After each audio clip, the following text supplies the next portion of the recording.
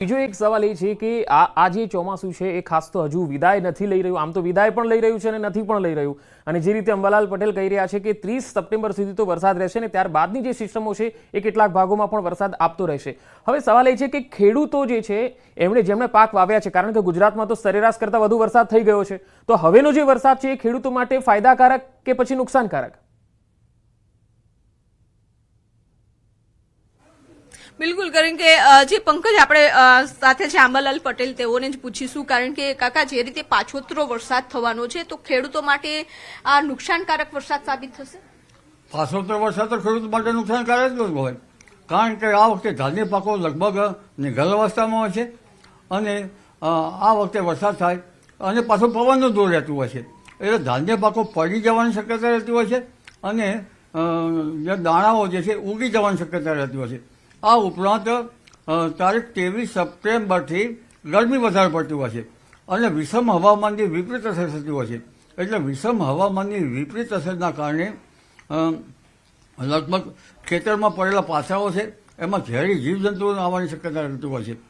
પરંતુ વિભુ આ માત્ર આ વિષમ હવામાનની વિપરીત અસર ખેડૂતો માટે જોવા જઈએ તો બીજું અન્ય બાબતમાં જોવા જઈએ તો ઉભા કૃષિ પાકોમાં રોગ પણ આવતો હોય છે, એટલે ત્યાર પછી ઈયળો તો છે જ, પરંતુ મોલો મસી આ બધી બાબતોની પણ શક્યતા રહેતી હોય છે.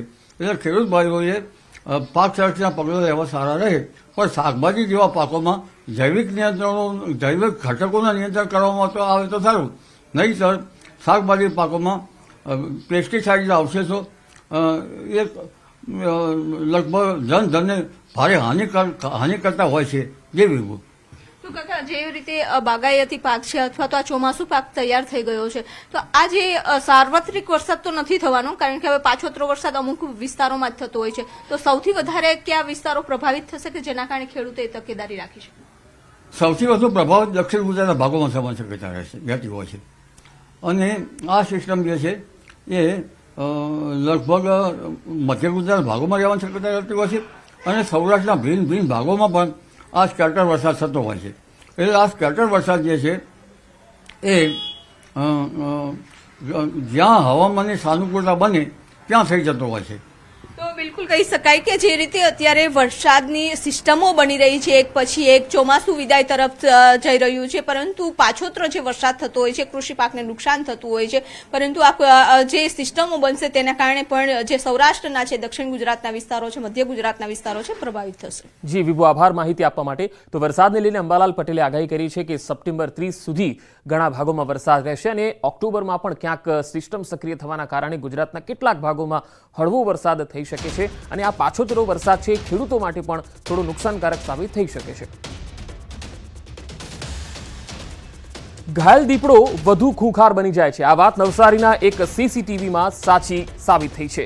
2 દિવસ અગાઉ નસીલપોર ગામમાં અકસ્માતમાં ઘાયલ દીપડાએ મચાવેલા આતંકના સીસીટીવી સામે આવ્યા. સીસીટીવીમાં જે દ્રશ્યો કેમેરામાં કેદ થયા એ ખૂબ જ ચોંકાવનારા છે. નસીલપુર ગામમાં 2 દિવસ પહેલા રોડ અકસ્માતમાં એક દીપડો ઘાયલ થયો. જો કે ઘાયલ થયા બાદ દીપડાએ કેટલાક લોકો પર હિંસક હુમલો કર્યો. ગામના ઇમ્તિયાઝ રાઉતના ઘર આંગણે લાગેલા સીસીટીવીમાં આ દ્રશ્યો કેદ થયા.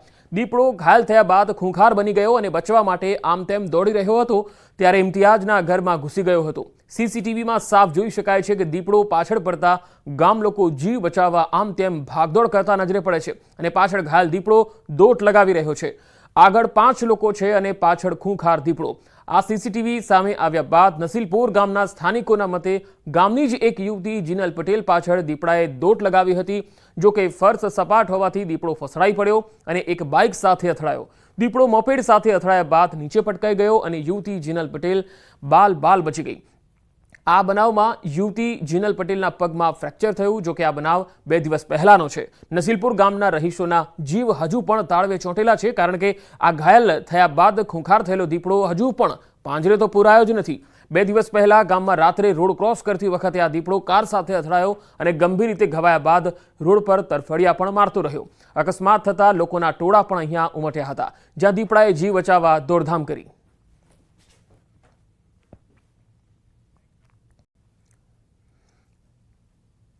સુરતમાં વરસાદી ઝાપટામાં પાણી ભરાઈ ગયા. સુરત નવી સિવિલથી મજુરા ફાયર સ્ટેશન રોડ પર પાણી ભરાઈ ગયા. વાહન ચાલકોને હવે હાલાકી પડી રહી છે. આ તસવીરો જુઓ, રસ્તામાં ખાડો હોય અને લોકો ધીમી ગતિએ વાહનો હંકારતા જોવા મળી રહ્યા છે. ચોમાસું જતા જતા પણ ગટરો સાફ નથી થઈ, આ હકીકત છે સુરતની.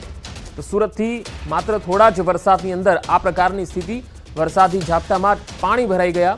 સુરત નવી સિવિલથી મજુરા ફાયર સ્ટેશનનો જે રોડ છે તેની આ તસવીર તમે જોઈ શકો છો. રોડ પર પાણી ભરાયેલા છે. અહીંયા વાહન ચાલકોને ધીરે રહીને વાહન લઈ જવાની ફરજ પડી રહી છે. રસ્તામાં ખાડો પણ છે. લોકો ધીમી ગતિએ વાહન હંકારી રહ્યા છે. ચોમાસું જતા જતા પણ ગટરો સાફ થઈ શકી નથી અને તેના કારણે થોડું પાણી જે છે એ ભરાયેલું રહે છે, તેનો નિકાલ થઈ રહ્યો નથી. સુરત મ્યુનિસિપલ કોર્પોરેશન આ બાબતમાં બિલકુલ નિષ્ફળ સાબિત થઈ હોય એવું લાગી રહ્યું છે, કારણ કે ચોમાસામાં આખું ચોમાસું સિઝન ગઈ, પરંતુ હવે જતા જતા પણ આવા પાણી ભરાયેલા રહે છે. વધુ માહિતી સાથે સુરતથી સંવાદદાતા કીર્તિશ પટેલ જોડાયા છે. કીર્તિશ, નવી સિવિલથી મજુરા ફાયર સ્ટેશન પર પાણી ભરાઈ ગયા છે. હાલ કયા કયા વિસ્તારોમાં વરસાદ છે? બિલકુલ પંકજ, જે પ્રકારે હવામાન વિભાગની આગાહી વચ્ચે સુરતમાં વહેલી સવારથી જ વાતાવરણમાં પલટો આવ્યો હતો અને ધીરે ધીરે શરૂ થયેલા વરસાદે જ્યારે ધમાકેદાર એન્ટ્રી કરી હતી, તેને લઈને સુરતના અનેક વિસ્તારોમાં પાણી ભરાવાની ફરિયાદો સામે આવી રહી છે. ખાસ કરીને સુરતના મજુરા ગેટ એટલે કે નવી સિવિલ હોસ્પિટલથી મજુરા ફાયર સ્ટેશન જવાના રસ્તા ઉપર જે રીતે પાણી ભરાયું છે, તેને લઈને વાહન ચાલકોને સૌથી વધારે મુશ્કેલીઓનો સામનો કરવો પડી રહ્યો છે. જોકે હાલ વરસાદી વિરામ લીધો છે, પણ જે પ્રકારે વરસાદ એ અડધોથી 1 કલાક વરસ્યો છે, જેને લઈને ચોક્કસપણે છેલ્લા કેટલાક દિવસથી ગરમીનો પારો ઉપર ગયો હતો, જેને લઈને લોકો ગરમીથી ત્રાહિમામ પોકારી ચૂક્યા હતા. ચોક્કસ વરસાદને લઈને ઠંડક થતા લોકોએ રાહતનો શ્વાસ લીધો છે. જી કીર્તિશ, આભાર માહિતી આપવા માટે. વેપારી પાસેથી ઓપરેશન માટે સામાન લેવાનો આગ્રહ કર્યો. સમગ્ર ઘટનાનો વિડીયો વાયરલ. ડોક્ટર અને વેપારીની સાંઠગાંઠથી નફાખોરીનો વેપલો ચાલતો હોવાનો આરોપ. ન્યૂઝ 18 ગુજરાતી નથી કરતું વિડીયોની પુષ્ટિ. સાબરકાંઠાના પ્રાંતિજમાં તેલના ભાવ વધારાને લઈ કરાયો વિરોધ. સામાજિક કાર્યકર અનિલ પટેલ ખાલી તેલનો ડબ્બો લઈ ખખડાવતા બજારમાં નીકળ્યા. ખાલી ડબ્બા ખખડાવી સરકારને જગાડવાનો કરાયો પ્રયાસ. ઉપલેટાના ગઢાડામાં મોજ નદી પરનો કોઝવે બિસ્માર. કોઝવે પર મસમોટા ગાબડા પડતા વધી સમસ્યા. વારંવાર રજૂઆત કરવા છતાં પુલ સમારકામ ન કરાતા કરાયો વિરોધ. લોકોએ નદીમાં રામ નામના પથ્થર મૂક્યા. સ્થાનિકો સાથે કોંગ્રેસના કાર્યકરોએ બોલાવી રામ નામની ધૂન. ગીર સોમનાથના સૂત્રાપાડામાં લોકોએ નેશનલ હાઈવે પર ચક્કાજામ કર્યો. મોરડિયા ગામે કોંગ્રેસના હીરા જોટવા સહિત ગામ લોકોએ મળી નેશનલ હાઈવે ચક્કાજામ કર્યો. નેશનલ હાઈવેમાં અંડરબ્રિજની માંગ સાથે ચક્કાજામ કરાતા પોલીસે લોકોની કરી અટકાયત. રાજકોટના ધોરાજીમાં બસના અભાવે ભણતર અટવાયું. ભૂખી ગામે 26 વર્ષથી બસના અભાવે વિદ્યાર્થીઓ ભારે હાલાકી વેઠવા મજબૂર બન્યા. અનેક રજૂઆત છતાં તંત્રના અધિકારીઓ નિંદ્રાધીન હોવાનો ગ્રામજનોનો આક્ષેપ. દ્વારકાના ખંભાળિયામાં પીજીવીસીએલ કચેરીએ ખેડૂતોએ કર્યો હોબાળો. લાલુકા, ભીંડા, ફોર્ટ, કેશોદ સહિતના ગામના ખેડૂતો વીજ પુરવઠો ન મળતા રોષે ભરાયા. પંચાયતના સભ્યો અને ખેડૂતોએ પાકની નુકસાનીની ભીતિથી સમયસર વીજળી આપવા કરી માંગ. સુરેન્દ્રનગરના પાટડી તાલુકામાં શિક્ષકને ભેટીને ધ્રુસકે રડ્યા બાળકો. જહેજરી ગામના શિક્ષક શાહબુદ્દીન ખાન મલિકની બદલી થતા વિદ્યાર્થીઓ ભાવુક થયા. શિક્ષક સાથે આત્મીયતાનો સંબંધ હોવાથી બાળકો શોકમગ્ન થયા. વિડીયો સોશિયલ મીડિયામાં વાયરલ. પંચમહાલના ગોગંબાની પ્રસૂતા મહિલાના મોતને મામલે હોબાળો. ડોક્ટરની બેદરકારીના લીધે મહિલાનું મોત થયું હોવાનો લોકોએ કર્યો આક્ષેપ. મોટી સંખ્યામાં લોકોએ ભેગા થઈ ડોક્ટર સામે કાર્યવાહી કરવા કરી માંગ. આરક્ષણ અંગે રાહુલ ગાંધીના નિવેદનથી વિવાદ. સારંગપુરમાં ભાજપે કર્યા ધરણા. રાજસ્થાનના નાયબ મુખ્યમંત્રી પ્રેમચંદ બેરવા, અનુસૂચિત મોરચાના પ્રમુખ સાંસદ દિનેશ મકવાણાએ આપી હાજરી. પૂતળાનું દહન કરી ભાજપે નોંધાવ્યો વિરોધ. સાણંદ વિરમગામ પંથકમાં વરસાદી પાણીના ભરાવા માટે કંપનીઓ જવાબદાર હોવાનો દાવો. અમદાવાદમાં સંકલન સમિતિની બેઠકમાં હાર્દિક પટેલની રજૂઆત. પાણી નિકાલ માટે જગ્યા ન રાખી હોય તેવી કંપનીઓને નોટિસ આપવા માંગ કરી. અમદાવાદમાં સંકલન સમિતિની બેઠકમાં હિન્દુ મુસ્લિમનો મુદ્દો ઉછાળ્યો. હિન્દુ વિસ્તારમાં મુસ્લિમ ફ્લેટ બની રહ્યા હોવાની રજૂઆત કરાઈ. બિલ્ડરો અંગત લાભ લેવા માટે અઘોષિત રેખા હેઠળ સ્કીમ બહાર પાડતા હોવાની ધારાસભ્ય અમિત ઠાકરની રજૂઆત. વડોદરામાં બીએમસીના કોન્ટ્રાક્ટ કર્મીઓએ મોરચો માંડ્યો. કાયમી કરવાની માંગ સાથે મ્યુનિસિપલ કમિશનરને ઘેર્યા. આવેદનપત્ર સ્વીકાર્યા બાદ પણ રસ્તો ન અપાતા કમિશનરને ચાલીને ઘરે જવું પડ્યું. સુરતના કામરેજમાં ટિકટોક સ્ટાર કીર્તિ પટેલ વિરુદ્ધ નોંધાઈ અરજી. સોશિયલ મીડિયામાં ફરિયાદી યુવક અને તેમની પત્નીએ બદનામ કર્યા હોવાનો આક્ષેપ. મોટી સંખ્યામાં યુવકોએ પોલીસ મથકે જઈ રામધૂન બોલાવી ફરિયાદ નોંધવા વિરોધ નોંધાવ્યો. ભરૂચમાં મહિલા સરપંચના પતિ દારૂના નશામાં ઝડપાયા. જંબુસરના મગણાદ ગામના સરપંચના પતિ નશાની હાલતમાં પંચાયત ઓફિસમાં આડોડતા હોય તેવો video viral. News 18 Gujarati viral વિડીયોની નથી કરતું પુષ્ટિ. સાબરકાંઠા જિલ્લાના વિજયનગરમાં વાલીઓએ હોબાળો મચાવ્યો. પ્રાથમિક શાળાની શિક્ષિકાની બદલી બાદ પણ શાળાએ જતા હોવાથી હોબાળો મચ્યો. પ્રાથમિક શાળામાં ગ્રામજનોએ વિરોધ કર્યો.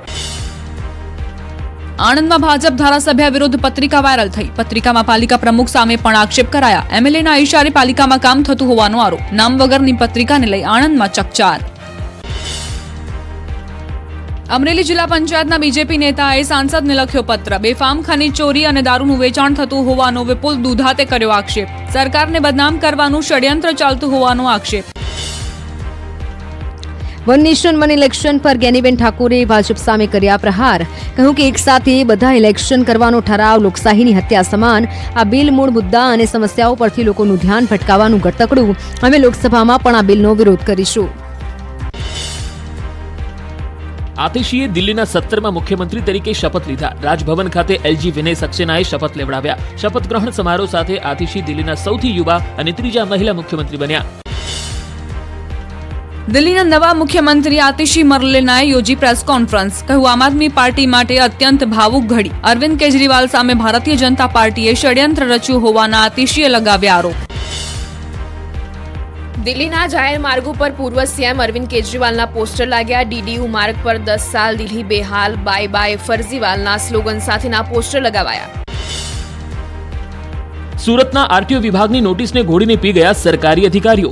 ગાડી પરથી લાલ અને વાદળી લાઇટ હટાવવાના આદેશને હજુ પણ અધિકારીએ નથી ધર્યો ધ્યાને. આદેશના 15 દિવસ બાદ પણ ગાડી પરથી લાઇટ ન હટતા અનેક સવાલ.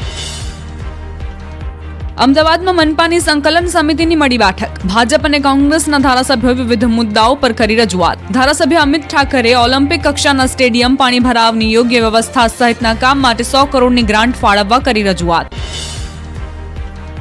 અમદાવાદમાં ગુજરાત શિક્ષણ બોર્ડની ચૂંટણીને લઈને શૈક્ષણિક સંકલન સમિતિની મળી બેઠક. જેવી પટેલના સમર્થન માટે બેઠકનું આયોજન. રાજ્ય શાળા સંચાલક મંડળના હોદ્દેદારો સહિત મતદારો રહ્યા હાજર. 24 સપ્ટેમ્બરે યોજાશે શિક્ષણ બોર્ડની ચૂંટણી. અમરેલીના ધારી અને ખાંભા બાદ સાવરકુંડલામાં પણ વરસાદી ઝાપટા. ખાંભા ગીરના ગ્રામ્ય વિસ્તારમાં ધોધમાર વરસાદ વરસ્યો. ડેડાણ, જામકા, ત્રાકુડા, ભૂંડણી સહિત ગામમાં ગાજવીજ સાથે વરસ્યો વરસાદ. વાતાવરણમાં પ્રસરી ઠંડક. અમરેલીના ધારી પંથકમાં ખાબક્યો વરસાદ. શહેર સહિત આસપાસના ગ્રામ્ય વિસ્તારોમાં વરસાદી માહોલ છવાયો. ધારી, ગોવિંદપુર, સુખપુર, ખીચા સહિતના ગામોમાં વરસાદી ઝાપટા પડ્યા. વરસાદને પગલે વાતાવરણમાં ઠંડક ફેલાઈ. નર્મદાના કેવડિયામાં લાંબા વિરામ બાદ ફરી વરસાદ. અસહ્ય ગરમી વચ્ચે અચાનક વરસાદ વરસતા વાતાવરણમાં પ્રસરી ઠંડક. વરસાદ વરસતા રસ્તા પાણી પાણી થયા. પટનામાં પૂર બાદ તબાહીના દ્રશ્યો. ગંગાનું જળસ્તર વધવાના લીધે ચારે બાજુ જળબંબાકારની સ્થિતિ સર્જાઈ. દાનાપુરથી કંગન ઘાટ સુધી લોકોના ઘર પાણીમાં ગરકાવ થયા. પૂરની તસવીરો ડ્રોન કેમેરામાં કેદ. બિહારના મુંગેરમાં લાઈવ રેસ્ક્યુના દ્રશ્યો આવ્યા સામે. ગરદન સમા પાણીમાં ફસાયેલી 2 ગાયોનું સફળ રેસ્ક્યુ કરાયું. ઠેર ઠેર જળબંબાકાર સર્જાતા સુરક્ષાકર્મીઓ, લોકો અને પશુઓ માટે દેવદૂત બન્યા. બિહારના વૈશાલીમાં વરસાદના વિરામ બાદ પણ નથી ઓસર્યા પૂરના પાણી. હાજીપુરના નીચાણવાળા વિસ્તારોમાં ગંગા નદીના નીર ફરી વળ્યા. તેરસિયા રામચોડા મંદિર, હાજીપુરના કોનહારા ઘાટ સહિતના વિસ્તારો પાણીમાં ગરકાવ. જળબંબાકાર સર્જાતા લોકોની હાલત દયનીય બની. બિહારને મેઘરાજાએ ઘમરોડતા અનેક જગ્યાએ જળબંબાકારની સ્થિતિ. ભોજપુરમાં પૂરના પાણીના લીધે તબાહીના દ્રશ્યો સર્જાયા. રસ્તા પર ઘૂંટણ સુધીના પાણી ભરાતા લોકોને અવરજવરમાં હાલાકી. તો લોકો અવરજવર માટે બોટનો સહારો લેવા મજબૂર બન્યા. બિહારના ભાગલપુરમાં પૂર બાદ સ્થિતિ કફોડી બની. ગામમાં ચારેકોર પૂરના પાણી ફરી વળ્યા. રાઘોપુરનો ગેટ તૂટતા ઠેર ઠેર જળબંબાકારની સ્થિતિ સર્જાઈ. ઘર અને રસ્તા પર ઘૂંટણસમાં પાણી ભરાતા લોકોને હાલાકી. ઉત્તર પ્રદેશના ફિરોઝાબાદમાં ધરતીપુત્રોને આવ્યો રોવાનો વારો. મેઘરાજાએ ફિરોઝાબાદને ઘમરોડતા ખેતરો પાણીમાં ગરકાવ થયા. ખેતરમાં ઘૂંટણસમાં પાણી ભરાતા શાકભાજી સહિતના પાકને ભારે નુકસાન. 4 દિવસ બાદ રાજ્યમાં ફરી પધારશે મેઘરાજા. 25 થી 27 સપ્ટેમ્બર સુધી રાજ્યમાં વરસાદની આગાહી. હવામાન વૈજ્ઞાનિક રામાશ્રય યાદવે કરી આગાહી. પશ્ચિમ બંગાળની ખાડીમાં લો પ્રેશર સિસ્ટમ સક્રિય થતા ગુજરાતમાં વરસાદ થવાની શક્યતા. અમદાવાદવાસીઓ બફારાથી અકળાવવા થઈ જજો તૈયાર. અમદાવાદમાં 36 ડિગ્રી તાપમાન નોંધાવાની શક્યતા. બંગાળની ખાડીમાં સિસ્ટમ સક્રિય થવા છતાં ગરમી અને બફારામાં શેકાશે મધ્ય ગુજરાત. ભાદરવામાં મેઘરાજા બોલાવશે ભૂક્કા. દક્ષિણ ગુજરાતમાં ભારે વરસાદની આગાહી. 25 થી 27 સપ્ટેમ્બર સુધી નવસારી, વલસાડ, દમણ, દાદરાનગર હવેલીમાં ભારે વરસાદની શક્યતા.